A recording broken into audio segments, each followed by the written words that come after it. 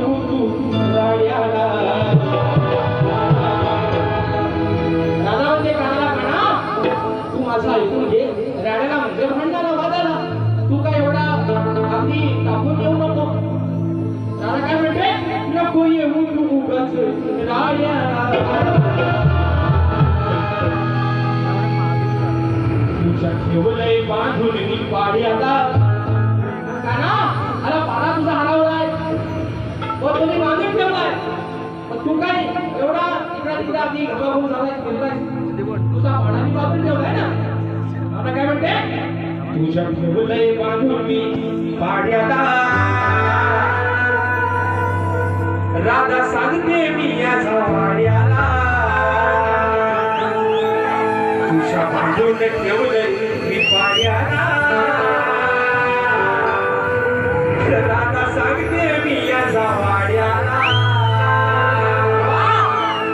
ओ काना किसना, आता तुझ्या दिसण्याला आपलं घर लावून ये.